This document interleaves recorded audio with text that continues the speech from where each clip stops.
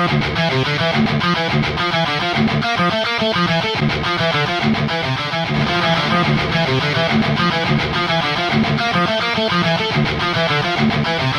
everybody, go. 3, 2, 1. We're just rolling with the punches, and we're getting into it here on Perfectly Rated. Sitting down in my chair, looking across the screen at just a wonderful human being that I have had the just distinction of sharing a panel with on 2, almost 3 episodes. Talk about that in a second. Of It's Husey Hello, but haven't really had the chance to get to know him or talk to him outside of just being on the panel. One cut short. Talk about that as well. But the great Stevie Lou joining me today here on Perfectly Rated. Thanks for finally being able to sync up with me. Yeah, you got it, Chad. I'm glad to be here. We are mutual friends with Mr. Adam Hughes out there in Ireland, and I just want to give a shout out to all of the folks watching from across the seas. Affectionately known as the H-Man. Yeah, when you said the H-Man, I thought you might have been talking about... all right, I was going to do a joke there, and I don't know how, if I'm allowed to, but let's just say I would have met him up on 125th in Lexington back in the day. All right. Okay, that's the H-Man. That's a different kind of H-Man. I'll tell you what about the H-Man. I'll tell you, he's a guy that has really made his way into a lot of different circles in this little podcasting world. He's penetrated the Dabbleverse. He's in the wrestling circles, which is how I got connected to him, was on the wrestling side. If he left Ireland and moved to New York City, he would be a powerhouse in podcasting. And I'm sure he doesn't want to leave family and whatever obligations he has in Ireland. But Husey, as your buddy, this is me saying to you, if you left Ireland and went to New York City, you would probably have a nice podcasting career waiting for you. Well, the only thing I'll retort about that is that I know Husey really likes to work the algorithms. He's a big algorithm guy. He knows how to catch a fucking algorithm, and it really works for him. And there's no algorithms in the streets of New York City. I'm not trying to act like I'm this scary street-dwelling dude, but you're from the East Coast. You know how it is out here. I know. I think I just want to go hang out with him. That's why I'm just trying to urge him to come here. Well, maybe they'll do one of those WrestleManias in New York, and then him and all the guys will be there. I'm a Brooklyn. I call myself a Brooklyn baby, Jersey guy. I left Jersey about 10 years ago. I, miss it a little bit, but not that much. So I know you're in New York City, right? Yeah, I know this will air at a different date, but today I saw the President Trump's motorcade passed by me in the street today on his way to the Supreme Court house, or the Manhattan court. Sorry, it's not the Supreme Court. It's the Manhattan, district court down there at the lower end of Manhattan. Yeah, the whole cavalcade passed by me. So did you have to duck? Did you have to dodge? They did. It was one of those things where a real New York City experience for those of you out there who haven't been here. It was like I recognized that something was happening a moment before it happened, but I didn't know exactly what. Like suddenly there were 2 helicopters right above me. And I'm not like in my old days where I'm like thinking that the helicopters are chasing after me. I'm just like, what the hell is going on here? And then I see like a couple of these normal streets just closed down out of nowhere. And you're like, okay, something's about to happen. And then boom, these big armored SUVs, went like in a convoy, like I said, just right past me. And then I was able to put 2 and 2 together because, like most New Yorkers, man, we're fucking very busy folks. And that sort of stuff, while it's big news to everyone right now, it's just kind of like a blip on the radar. We got so many bigger fish to fry that unfortunately the stupid DA in Manhattan trying to fucking make a name for himself isn't really that big of news to a lot of people here. There's so much going on. I mean, especially with dignitaries. I mean, they close the streets all the time. Look, they complained about the tables in Times Square too. So they don't really set the bar very high in New York City when it comes to complaints. Yeah, That's very true. There's a lot of bitching going on. Yeah, but there's human feces everywhere. I mean, Everywhere yeah, you look come on the on, sidewalk. and it's not even coming from a bum. Sometimes it's one of those Elmos in Times Square. So it Oh, I doesn't thought you were even talking matter. about me. It's not even coming from a bum. So tell me more about Stevie Lou. Where you? What's the tell me more about you. So again, I met you on a panel. I didn't know anything about you besides that. I was supposed to be on a show with you, or you might have even been my replacement. I was supposed to be on with Husey and Florentine. I couldn't make it, and then I saw you were on. So I don't know if we were supposed to be on together, or you replaced me, or whatever the lineup was supposed to be. But we ended up being on the epic Gino Bisconte episode where you walked off, which was great. By the way, that was Carl from WATP and Carl, but it's still, also, but and Carl didn't have a drag him out fight. Still, it will always be known as the little confrontation you guys had. It was an epic introduction to you for me. It'll be always known as the Don Zimmer argument. The Don Zimmer incident that will forever live in infamy in the annals of It's Husey Hello's timeline. But tell me more about you. How'd you get into podcasting? How'd you get into the business? Tell me more about Stevie Lou. Yeah, great. Really short answer was through the East Side Dave show that was on Compound Media for I think 6 or 7 years. Compound Media being Anthony Cumia's broadcasting network that he does in a small studio in Midtown Manhattan. So, to connect that dot where I used to live in Hell's Kitchen, I lived about a 15-minute walk to the Compound Media studios when they first opened up in Manhattan. And I was on an episode of the New York City Crime Report, which was Pat Dixon's Compound Media show, because I actually got attacked by a homeless guy with a knife. And really? It was like a real random incident. The city had just been starting to get bad again back in like 2016, 2017. There was a bunch of these random slashing attacks that were occurring, and I had a knife pulled on me and ended up getting in the news because of that. And now Pat Dixon has this Crime Report show. So he asked me to come on an episode of Crime Report and tell my story. When I came onto that and did that, I noticed that the East Side Dave show had moved on to Compound Media, and I was an old Ron and Fez fan. Nice, very nice. East Side Dave being a producer for Ron and Fez infamously. I just came in, I contacted his producer, and they said, sure, come on in, be a part of the studio audience. I did that for about 2-3 weeks, and then suddenly on air one day, the producer quit, and Dave hired me on the spot without like any sort of thinking or pre-planning at all. It was kind of like the spur of the moment thing. And I ended up taking over the East Side Dave show as the producer for like a full year on air, and worked with Dave and Roy Harder, who is Dave's co-host and musical genius, and the whole cast of characters over there. And then famously had a falling out with Dave where I broke Anthony Cumia's broadcasting desk trying to give him a kiss. I don't know what I was trying to do, but I'm sure if the folks do need to go and see the clip, you could. I will be. I did not know that. Okay. Oh wow. Okay, great. Yeah, it's funny. I'm very. Open I will have to say. So I tapped out a little bit on the Compound non-Anthony shows for a little while. So that's why again I'm not familiar with a lot of the side characters. So you're educating me right now. Yeah, and I don't blame you at all. It was a very niche, but very dedicated crew of like fans. We had like a really small universe, and I don't blame you at all. Like it really kind of shook down to everybody watched the Cumia show, and then some people watched Dave, some people watched Pat, some people watched In Hot Water with Gino and Aaron. And again, some of your fan base may not have any idea what we're talking about. So I'll be honest. So Dave is from the area of New Jersey that I lived.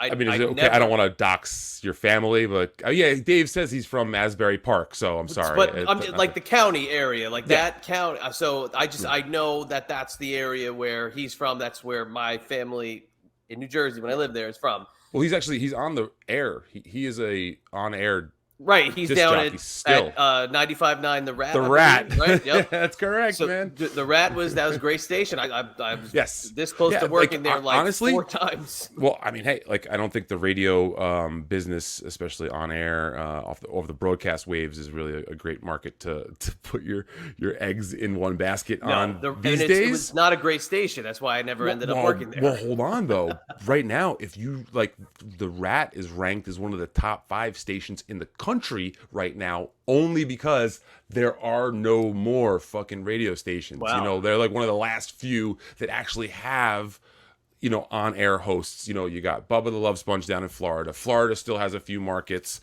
You go out to Ohio and the Midwest, they have a few markets. But apparently, he's still got something going on there down in Jersey. I just never got Eastside Dave. I never got it. When he was on Ron and Fez, never got it. When he would pop in on Opie and Anthony, never got it. Just never connected with me. And I would say, like, for a guy that is like from my area, you know, like maybe I should understand him a little. Never got the gimmick. Never got the shtick. You're not going to see me go, what? You don't understand it? No, never got it. I totally get it. You know what I mean? It's definitely not for everyone. So, you know, either you're for it or not for it. And I don't think anyone should hold it against you for not having picked up on it back then. It's one of those things where it's like you almost had to be there. Because you know what? The real thing for me was that I was such a big Ron and Fez fan. And, you know, rest in peace, Fez Whatley. And Ron Bennington is still, you know, one of the greatest living funny people in this world, whether he's on stage as a comedian or a broadcaster, and he's one of the biggest inspirations in my life. So if you're asking me where do I even get my head into this whole game, it's because I grew up listening to Ron Bennington and awesome. Anthony Cumia on Opie and Anthony, but really for some reason Ron, you know, it's easier to, like, I don't know, be a Ron and Fez fan than it was to be an Opie and Anthony fan. You know, you couldn't tell your girlfriend at the time about Opie and Anthony and the Whip 'em Out Wednesday and like all the stick and wiffle ball bats. I don't know. I was different. You know. I was all on the Opie and Anthony, and Ron and Fez was on the car ride home and being like, all right, now we can chill and keep Ron and Fez on in the background. Whereas Opie and Anthony was like, we're going to go on a ride and we're going to crank this bad boy up and we're going to live this. And we are going to have the Whip 'em Out Wednesday and the Wiffle Ball Bat Challenge. Sticker. And guess what's in my pants and all that good stuff that they did. Yeah, they lit a bottle rocket out of some lady's private parts for Britney Spears tickets. I think it was like when Britney Spears was at the top of her game. Yeah. And it was for the lady did it for her own daughter to get the tickets. That was the cool thing too, I thought. Genius. The Ron Jeremy was it U2 tickets and under his ball sack. I mean, like, come on. I mean, that's genius stuff. So I see, and I was the opposite. I enjoyed Ron and Fez, but they were not to me like the must listen. Now I like that Ron and Fez were wrestling fans. They always had a little wrestling tie-in, but it was never like, oh my God, I got to listen to Ron and Fez. If they were on, I listened to them. Opie and Anthony was like, the second I got out of school, I put the headphones on, I would walk home and they would be on from the second I walked home. Then when I started driving, the second I got in a car to the second I got home, I'd hit the recorder. I'd be recording shows. I'd listen to them again in the car when I was driving on the weekend, and it was Opie and Anthony 24/7. Yeah, I used to try to cut the commercials out, right? So you just have a straight tape of just all bits. And luckily, I think you can find a lot of that stuff on archive.org. If you look on that site, they got a lot of it still out there. Some of it's probably not available. But honestly, too, it's like, I'm not one of these people that can go back and listen to old stuff and enjoy it. It doesn't hold up. Yeah, no, it does. A lot of it doesn't hold. Some of it does. There's some that I can go back and listen to. Like, it's even funny, like, you know, some of the early Jim Brewer stuff, which at the time was like you're pissing your pants, literally pissing your pants, holding your sides. And now you listen to it and you're like, give me the bat, dick. Yeah, yeah. You're listening to it and you're like, oh yeah, that was funny. That was he did do that impression, kind of funny, I guess. But at the time, you're like, this is the greatest thing ever. I can't believe that. Well, we're younger. Yeah. At that time, we're younger. Also, we weren't so jaded by the like 3G or, you know, broadband wasn't a thing yet, or really at that point. So good media was usually kind of like good, uncensored, and that was censored too. Just really out of control stuff was so hard to get your hands on, really, as a kid at that time, at least. So that's what made it even more special, I think.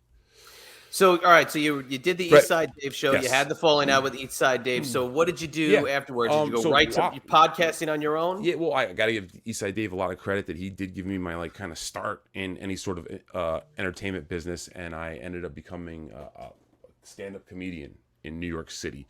The Legion of Skanks used to broadcast out of Compound Media right. after Eastside Dave's show on Tuesday. It was the craziest thing. It'd be Eastside Dave at 7, Legion of Skanks at 9. So I'd do Eastside Dave, and then I'd hang around and like watch the Skanks go. And then Louis J. Gomez used to have the roast battle. He had the roast battle at the original stand every Tuesday night at like 11:30 or something like that. So there was some nights where I'd go from like 6 pre-show at Eastside Dave, do Dave, hang around for Skanks, then go to the stand for roast battle and be hanging out with Big J, Dave Smith, and Lewis, all just really cool guys, very nice guys. It didn't hurt that I always had Flutzy from the Eastside Dave show hanging out with me, you know, so she would always come and hang out with me, and I think that's what probably got me backstage to hang out with those guys most of the times, because she Doesn't hurt. a very pretty, attractive girl, you know, and she's a sweetheart. She's from the Bronx, so she's got an attitude, and that was a lot of fun, and just hanging out with those guys, going to the first Skank Fest ever at the Creek in the Cave, however many years ago that was now, hanging out with like Ari Shaffir and like Bob Kelly,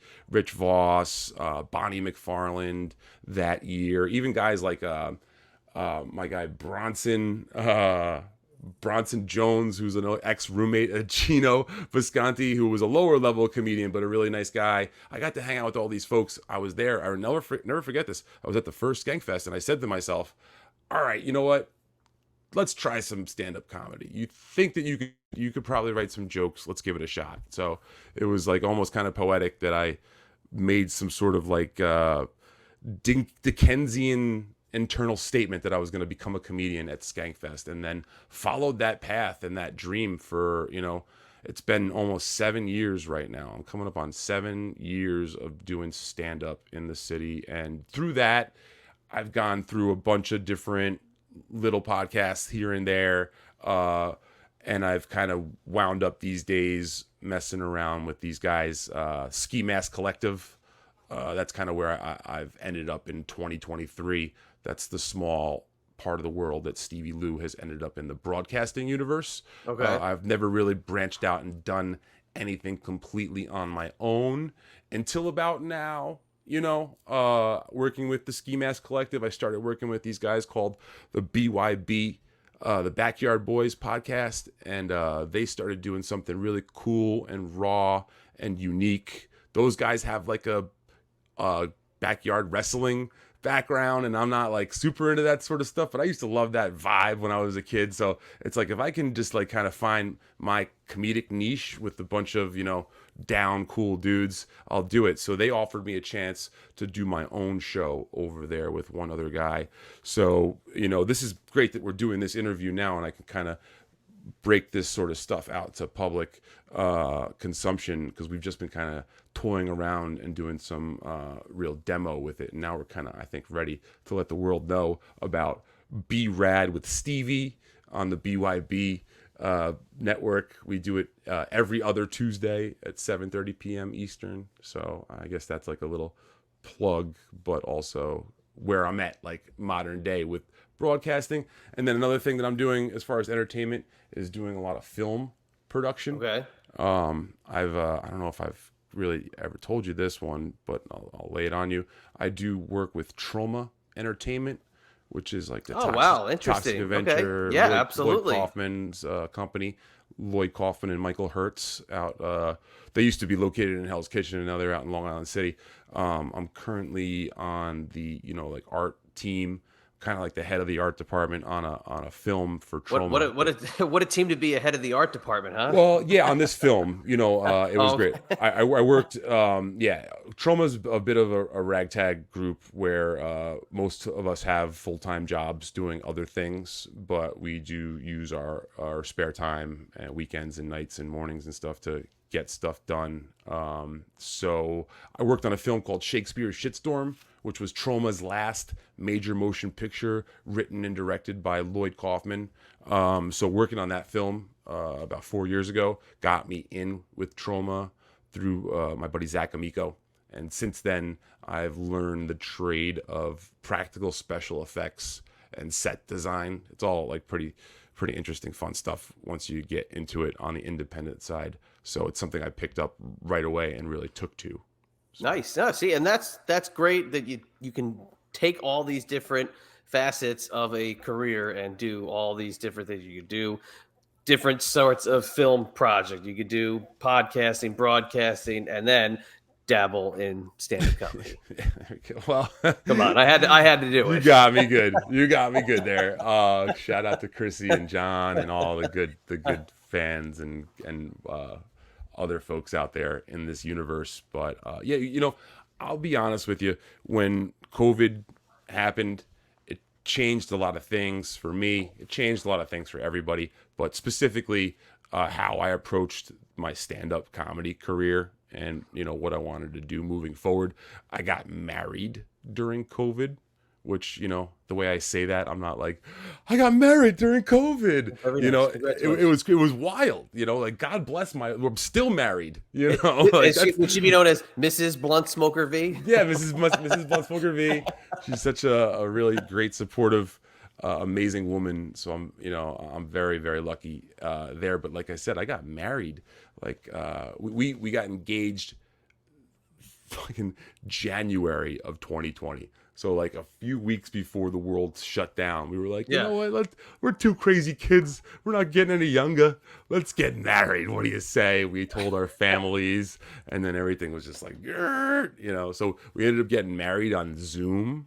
Okay. Through, there you go. You know, like that's how you had to do it through the city of New York at the time. So it was quite the experience. But like I said, man, once we came back from the shutdown, like the Creek in the Cave, one of my home bases, had to move. They moved to Austin, Texas, you know. So once we really lost the Creek, I didn't have a fun, cool, close place to go to do like open mics, or that was one of the only clubs that I was passed at, where the owner and booker Rebecca Trent would shoot me a message and say, what are your availabilities this month? Right. Book me for a few shows, you know. So once that went down, man, I used to, before I got married, go down to like McDougal Street and hang out down by the Grizzly Pear, which is right next to the Comedy Cellar.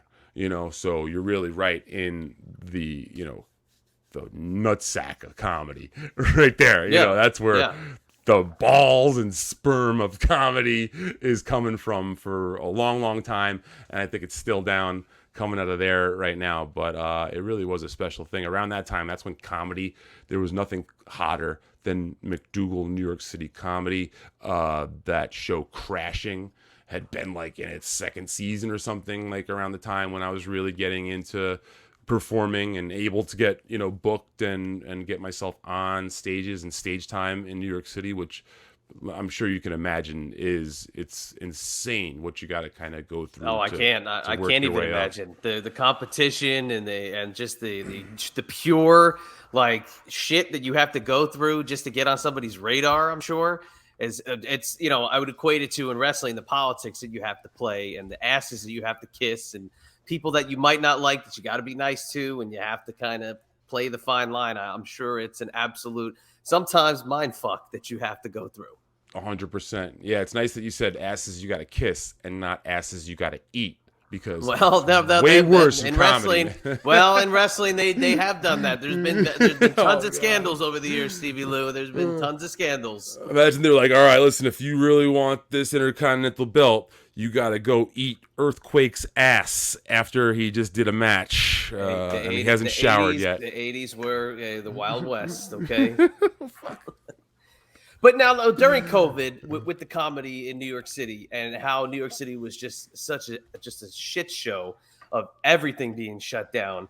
I mean, I can imagine it being almost like, you know, the 1920s where they were hiding, you know, the speakeasies and you know, all the hiding of the alcohol and all the underground clubs that you guys are probably trying to find these places to do your shows. And I remember hearing about it out in Jersey, comedy shows out in parking lots of malls, and people doing anything they could to perform in front of crowds. So how did you guys find ways to perform in front of people? Yeah, it's great, man. Like looking back, this is a great point to bring up. I got a few quick hits I can do on that one.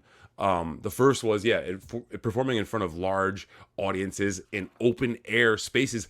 I honestly probably had my biggest crowd performance during COVID because I had like some like young up and coming comedian from Brooklyn, Julio Diaz. Check it. It's going to be hard to probably look him up. But if you go to my Instagram and you look up Julio Diaz. 25,000 people. If I he might be Julio Diaz comedy. Anyway, this kid's like a star, and he was doing a show in this large park in Greenpoint, Brooklyn, which is like a pretty...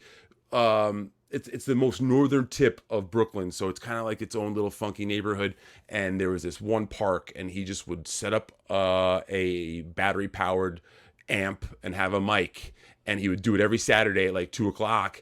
And next thing you know, after doing it for about like 6 weeks, he would get like 400 people to just show up, and it was like no pay. It was just, they knew that he was going to be there. People would set up blankets, wine, beer. We'd have a good time. So I got to do one of those shows, man. And honestly, like, I think I had my largest, like, everyone actually paying attention to you and enjoying the show, and I had a good set. I think people were really, really happy just to enjoy comedy, so they probably helped the crowd put me over a little bit more than normal, where like sometimes I do some really absurd, hokey kind of stuff to really fuck with people's heads. Sometimes my humor isn't so much direct like you normally get in most stand-up situations, just for my own challenge and my own choice, and I'm usually just kind of stoned. And I did this bit, and I hate doing my bits, but the park was called Transmitter Park. Literally what it was called, because it used to be an antenna factory or something like that. So I'm like, oh great. What did it identify as before? Is that what it identified as before? Yes, exactly. Oh Jesus. So I didn't do that joke because that wasn't as much of a hot button, but I'm like, oh great. We're during a viral pandemic, and we're at Transmitter Park, you know what I mean? So I'll leave it at that. I won't do it. Everybody put up their masks and probably started to like inch away from the other person. No, they were actually like, I don't know, Brooklyn. I don't know. Some of those hipsters in Brooklyn, they were probably starting to scatter. Honey, I think that guy's high. Now you went and got your little gimmick there, and now we're seeing the whole Stevie Lou experience. Now, I've never been a weed guy. I've never been a smoker at all. I'll have myself a pop or two every so often. It's not always, my way, but I don't hate on your choice of vice at all. Oh, but tell me how the old gimmick came to be here with taking on the blunt smoker. And this is another thing I didn't know about you. I heard you say this at the end of our last little panel we were on, that you had another Twitter account that had gotten shut down, so you had to start it all from scratch. Because when we first started following each other, I was like, oh, this guy's got like no following at all. I was like, shit. But then I come to realize that you had a whole thing shut down. Tell me all about it. This is my third Twitter account, actually. Oh my god, look at you. You're too hot for Twitter. Yeah, there's like, and I don't think I did anything that necessarily would have really, caused an actual problem at Twitter. I think what it is I've got some very, very dedicated trolls that are really having a lot of fun trying to just fuck with the progress of Stevie Lou any way they can. So, if I slip up and I think I told someone to go jump off a bridge once, and like something like that, I didn't realize is technically promoting self-harm. And, if enough people flag it real quick, you could almost honestly get your account nuked in a second. So I look at it like this way. I'm still going to get those fans back slowly but surely. I'll probably lose them again by doing something stupid and start back up. As great as social media is for everyone and promotion, it doesn't really make that big of a difference to me at the end of the day. I like being able to have that as like, hey, you're right. Too hot for Twitter, I guess, sometimes. But to go back to the Blunt Smoker V thing, because that is my, you can see, I don't know if they can see it here, but Blunt Smoker V is my Twitter handle. I do have a show called Blunt Smoker Video, which is a podcast where me and two other producers from the Trauma universe get super baked and watch a film and try to break it down from the production side of things while high, you know? See, I like that. So it's not your standard like watch along where people get high and try to comment as the movie's going on. To be honest, I'm not a big fan of those types of shows. So what we do is we get high and do a little intro for the show. Then we pause the recording and then watch half of the movie and tell folks where we're going to stop. And then do a halfway catch up, and then finish the film, and then do a final segment. So it's only about an hour and 15 minutes each episode, but it's meant to be consumed along with us. Like, you know, so I try to tell folks that you should go get home, make sure you're nice and safe. The kids are tucked away for the night. You know, do whatever you do, whether it's flour, it's an edible, it's a vape, you know, do whatever you got to do, a little micro dose, you know, and you do the intro with us. You watch the half of the movie, you listen to our midway break, watch the second half of the film, listen to the final. So it's like a viewing experience that we're trying to promote, you know, and that's the kind of thing. It's like we're doing outside of the box stuff. Smoking cannabis has always led me to be more creative, I feel, in my life, you know. So as a creative person, I've been, you know, all right, I'm jumping a little bit all over the place. No, you're not. No, you're right. You're right in line. What I want to ask you is, though, do you have to pick a certain kind of movie, though? Because I can't imagine that you pick just like any old cookie cutter like comedy or any cookie cutter, you know, action movie or whatever. It's great. You got to pick a certain style of movie. The guys that I'm doing the show with are both about 30, 31, 32, and I'm 40. So what I get to do, I'm 40 as well. You might as well be on a different level. Right, but they're very astute. They're great kids. They really know film, but they don't know it all like we used to when we were younger, you know. So I can pull up these fucking amazing stoner or just college era classics. We had a bag of tricks, you know, of just like stuff that flew under the radar that they've never heard of. They never have no idea it was a cult classic. So I can pop that in, get those two boys glazed, and like let them teach me something because they know a lot of the camera tricks and the editing stuff that I'm still learning, you know, as a latecomer to the film production stuff, you know. So it's a really cool experience, I think. We just did Bloodsport the other day, you know. One of them had never seen Bloodsport, if you can freaking imagine that. Wow, jeez. But we've done like Kill Bill. Sorry, like Kill Bill. Yeah. We've done. I've done Natural Born Killers. We're trying to bounce around a little bit, but I try to do films that would fit. You're right. We just don't give softballs to the folks out there. It's once a month. Yeah. So. Like I can't see you watching like Uncle Buck and being like, oh my God. Yeah. When he punches the clown, you know, and the clown comes back at the screen, dude, when you're high, oh my God. Like, wow, really just like the transition. No, you got to pick something. It's big, you know, dude. It's not my thing, but Chad, for you, that might be a freaking challenge. You just watch. Like 6 months from now, you're gonna see the Blunt Smoker Video Uncle Buck episode in your feed, and you're gonna be like, Uncle God damn it, he did it! That crazy. You guys smoke a little too much. You might be sleeping by like the 25-minute mark. So I don't know. I wouldn't really go with that. But that's a very good concept. I do like that. But it's funny too. So dealing with that kind of that 10-year age difference in watching movies. When we grew up, like watching movies on like HBO in the middle of the day, you know, like 1988, 89, when we're watching movies from like 81, 82, those movies like seemingly never see the light of day ever again. So people who grew up 10 years later may never know they exist. And we have maybe seen them like 150 times just by watching them over and over on HBO. You know what's terrifying? And I don't want you to get scared and do this yourself, but it's messed up. Like most of if you do find one of those films and they've been remastered, or you find a digital version of it, to watch it on a big screen TV in a good quality, a lot of times is jarring, because all we remember it as kids is on a real small, little tiny, crappy tube yeah, TV yeah. with the letterbox version or the letterbox version or the pan and scan where they're cutting out most of what was supposed to be, shown. And like, that's something that, again, I didn't really know much about as a kid, but you start to learn more and more about the different formats and how they had to, pare down the aspect ratios and all that. That's something that you'll learn about on Blunt Smoker Video, because that's where my technical, whiz kids come in.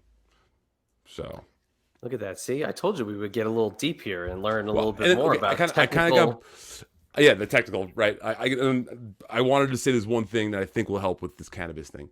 Please. When I first started writing jokes as a comedian, that was probably one of them.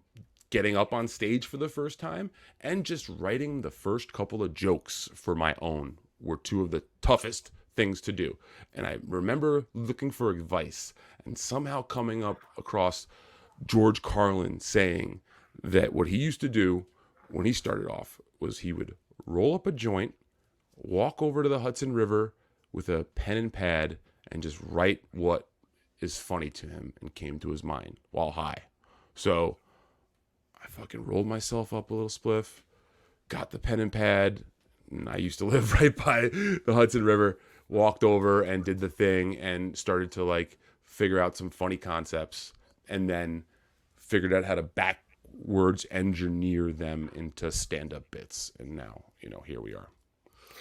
You stepped over a couple of those homeless guys. You watched a few of those bodies floating by in the Hudson River, and you were inspired after you were high as a kite and floating off into God knows where.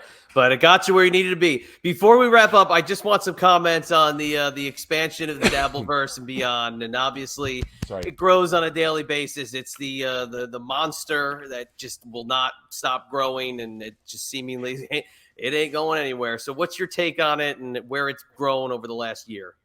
Yeah, I think the most impressive thing for me about the Dabbleverse are these live events that Carl and Shuli and that whole Shuli Network team and WATP team has been able to pull off.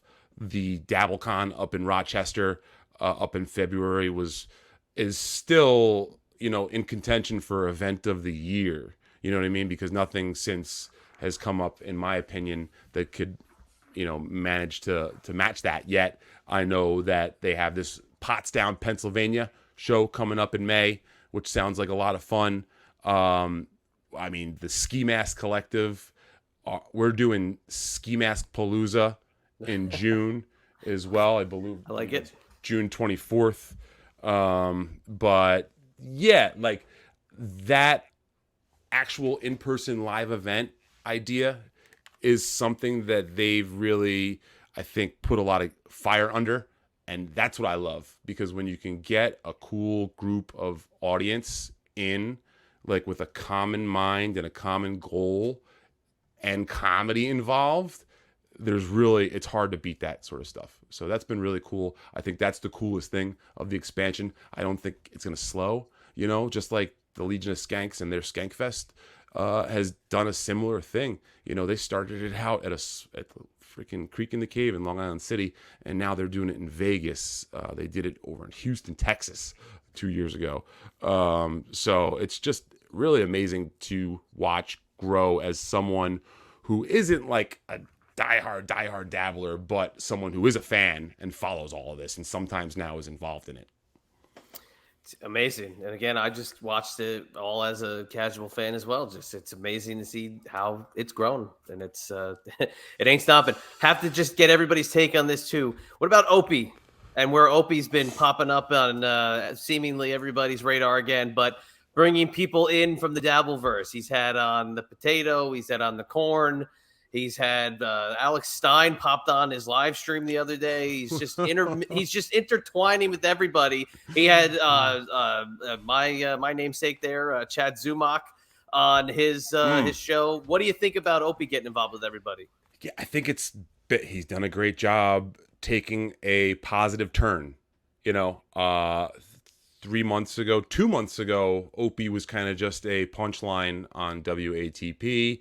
He has, within the past 3 weeks, or within the past 3-4 weeks, depending on when this goes out, has taken a miraculous sort of comeback story that's brewing. I don't think he's officially completed that yet, but I don't think I laughed harder the past 2 weeks than seeing the Opie live, where Cardiff showed up as Corndiff at first, and then Corndiff, I think, popped on as Cardiff, and then Cordiff Electric also got involved. And like, dude, like that's the kind of humor that I'm into. That's that kind of like open your third eye. He didn't know what to think. He didn't know what to think of it, but he went rolled. with it. He rolled with it, and that's why he's been doing it for a long time, and I always would side with Anthony if it came down into like a mom and dad divorce scenario, which it's not. It's just fucking a podcast. It's just fun, folks. But I'm glad to see the Opster like coming out of the fucking dark and putting some respect on his goddamn name. We were on. I was on that interview with Francine. Like I said, I think I replaced you. Possibly, we'll both have to talk to Husey about this later. I think you replaced me, but I'm not gonna put any. I'm not gonna put me over you in any. Let's you and I grab him by the neck and put him in the corner and straighten this out. But Florentine was on the air with Husey and I, and we were trying to be like, Florentine, like, give us some dirt on Opie. We were trying to get him into it, and he was like, nah, Opie's one of the best guys behind the scene. He's a really cool guy, and he's a good dude, and people want to hate on him, and it's stupid. And that was kind of an eye-opener for me. I hate to like say that I need Jim Florentine to tell me that, but I kind of like respected that. And also it made me think back on it. It's like, man, you know what? This guy's just a human. And I know he is kind of like 2 steps forward, 1 step back sometimes, you know what I mean? Right. Because like he's been kind of getting lost in his own sauce, even though he's been doing really well with this comeback. I see him going back into some of these like non-entertaining habits, which we all have to avoid as broadcasters. Yeah, if I were him, I would say, and I'm an Opie guy. If you've ever heard any of the stuff I did with Husey, I'm an Opie guy, tried and true. I love when Opie and Anthony back in the day. I was an Opie guy. I love Anthony though. I'll never say to the contrary. I love Anthony's show. I love what he does to the end of time. But Opie was my guy, and if I were Opie, I would take a couple weeks off now and just turn everything off, and then come back and bring those guys back and keep it fresh and just build the momentum. Cardiff said it himself. Cardiff has been like, I'm not sure how much I want to go. He said this live. This is not private conversation. He's going like, I'm not sure how much I want to keep going on Opie right now because I don't want to overexpose myself. So it's almost like Opie could almost take some advice from his own, under guys right now. Yeah. Yeah, it's interesting, but I'm glad he's taking a little turn. He could be like Stuttering John. He could be selling his apartment, having to slash the price, having to take a freaking substitute teacher job, or hell knows what's going on, having to go on Chrissy Mayer's podcast for his comeback. Oh wait, that was fake. Okay. I see. I didn't even bother asking you. And the stuff I was going to ask you when we were first recording 3 weeks ago might as well be ready for the toilet, because that's how quick this changes. This news cycle, this WATP Shuley Network, Kevin Brennan, Anthony Cumia News Network cycle is out of control. Try to keep up, folks. It's crazy. But we will do this again, because I'm sure it will absolutely change the next time, and we'll be able to dig into some more stuff. I just wanted to get to know you a little bit more. And, we only got to just kind of see each other from across the screen and hear comments. And I think we dived into a little bit more. I told you, a little more of the Barbara Walters style than Husey with the follow-up punchline of the dry humor. Sometimes a woman, she's got a real good knack of getting under. Sometimes a Zumak has got a real good knack of getting under your skin, and sometimes you got to let a Zumak know with a good slap to the face. Just remember, I'm not the sad Chad. And I'm not the bad Chad. I'm the Chadster. Okay, that's what you remember. That's what it says on those sunglasses. It says Chadster approved. Okay, Dude, I'm the Chadster. if we don't leave it just here, I don't know how I'm ever gonna be able to top that ending. No, drop the rest of your plugs before we leave. That's what we do. Honestly, I think we got to them all, which is really, No, I really drop appreciate them again. you. I'd like to hear them again. Okay, yeah. So we got the Sad Chad show. The Ski Mask Collective network is YouTube channel. It's Ski Mask Media. If you're really going out there looking for it, we do the Sad Chad show every Thursday around 6 p.m. when MLC ends. So a lot of times we're sitting there waiting. You know, we recorded this in the middle of an MLC, and it's hard to pull me away from that show. I know. Well, me too. So I mean, of course. I almost I would have been pulled a dick move and like listened to it in one ear while I was doing this. That would have been a real scumbag Just make move. sure next time you're on, you mention the Chadster. That's it. I will. I will. Listen, My goal is to have Kevin Brennan be like, "Who the hell is Chadster? What the fuck's a Chadster?" I'm gonna talk. I mean, listen, if you're free, we'll talk off air about your schedule, but we could probably get you in on Sad Chad as the other Chad. You could have nothing to do with it, with the arguments or anything that's going on. We love to bring an outside source every once in a while into the fray, just to like be able to give a non-biased take on things. So maybe we could talk off air about getting me in for one. We'll leave it at that. But no, Stevie Lou, you're a gentleman and a scholar, and I'm glad you went and got your gimmick, because I wouldn't have it any other way. Because I needed the full experience. So Did you notice a change at all? Oh, I noticed it like that. Oh, it was a clear. You went. There was a flip of the coin, and I noticed it like that. It's a little embarrassing, but that's okay. I like it. It's fun. But it was great. Fun. It was like watching Superman, Clark Kent turn into Superman, or Superman turn into Bizarro. Either one, and that's where I'll leave it.